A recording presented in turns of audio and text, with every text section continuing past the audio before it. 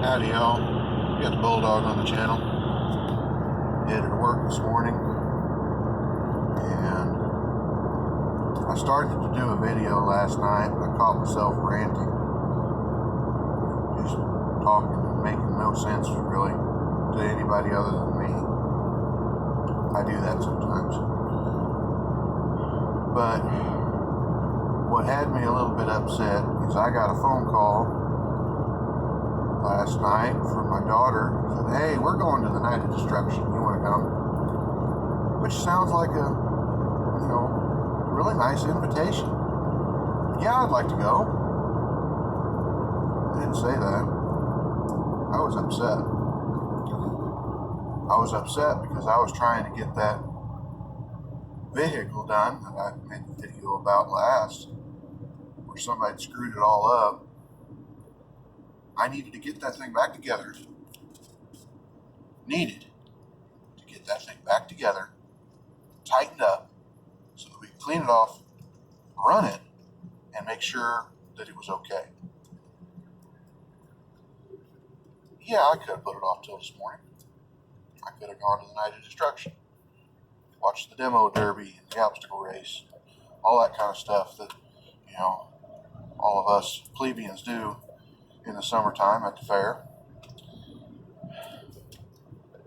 But I felt like I got to work. I have to work. I got to get this done. They need their van back. They actually needed it last night, but that wasn't happening. I did get it pieced back together enough to find out that there was no leak that I could see. It needs to be test drove today, and I got it to the point that we could test drive it. But at that point, it was 7 o'clock. I had an appointment to be somewhere at 6:45 because I had things going on last night. I had a tractor to check out on the way home. My air conditioner blew up at the house yesterday, or not blew up, but is blowing up. And I had made plans with somebody to pick up theirs. They were selling it to me. So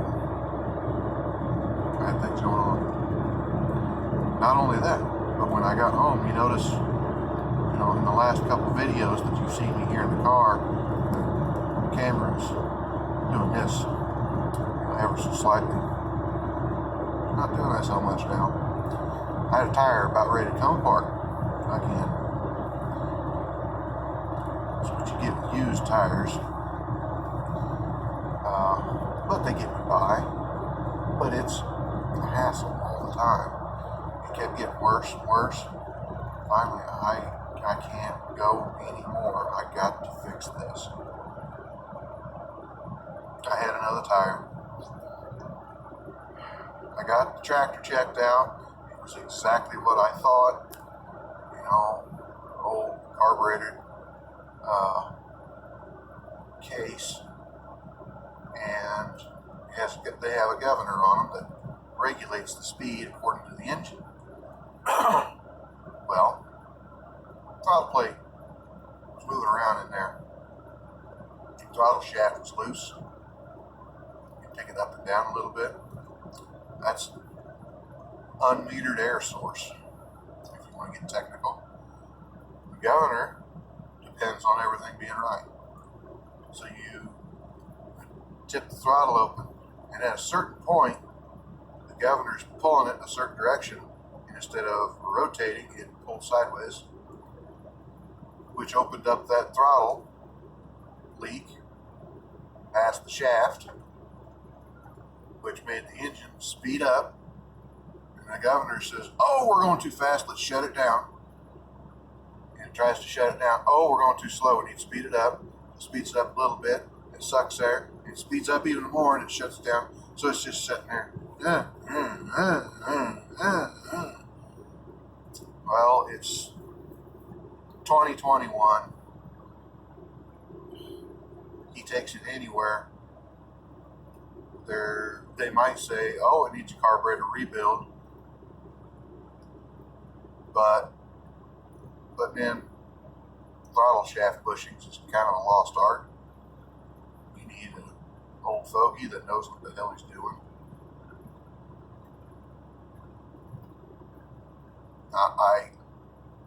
I'm not that old, but at least I knew what was wrong. But I got him squared away with some information. We'll see what we can find. It's an old Bendix carburetor. I couldn't find a number on it. We'll see if we can find an application, but I don't know. It's going to be custom. It's not that difficult to take it all apart. You can drill out the hole and put a bushing in there. It's the right size for the shaft. Or you put a bushing in there that's a little bit too small on the inside diameter, and you drill that out to fit the shaft. Can't give a time frame, because we're not really sure. That stuff is not common anymore. It used to be all over the place. But I got that taken care of. I went into the next town, found the person's house, picked up the AC unit, stuffed it in the back of this car, which is an AC unit from the Reagan administration, but still works. You know,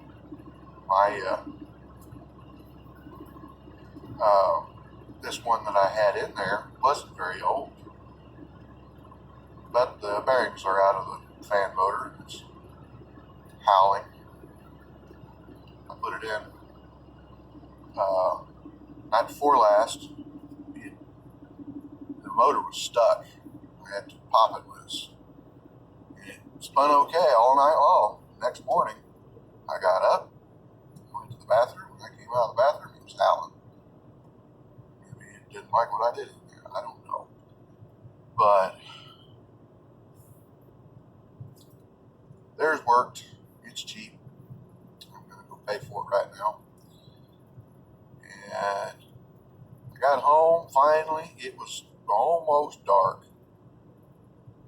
I had to give my brother his welding helmet that I'd borrowed because I broke the other one. And I got my car jacked up when my phone went off. As my wife, the neighbor called her. Her husband had fallen. Couldn't get up. So I dropped the car off the jack and ran up there real quick. He'd been laying there for a while.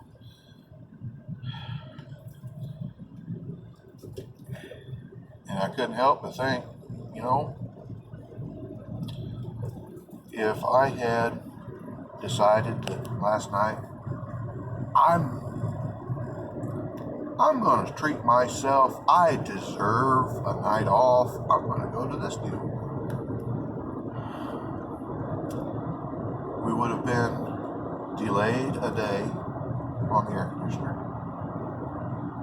We would have been delayed probably a few days on the carburetor because that was the only night he could be there. And he was wanting to get that thing taken care of. I would have worked until noon on the oil leak because instead of finishing it up in the morning, then test driving it, now all we got to do is test drive it and put the cover back on.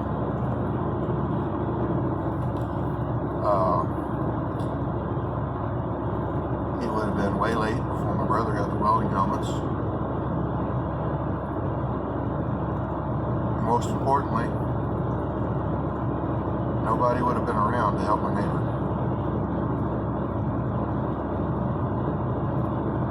It's nice to take time by yourself and do the things that you want to do. I usually look at the unintended effects that usually come up because of that. Just a thought. One of these days, the people that get the job done no matter what are going to be gone. You're going to wonder why nobody gets anything done. So, let me know what you think. Like, comment, subscribe, get your little bell notification, share it around. Talk to you later.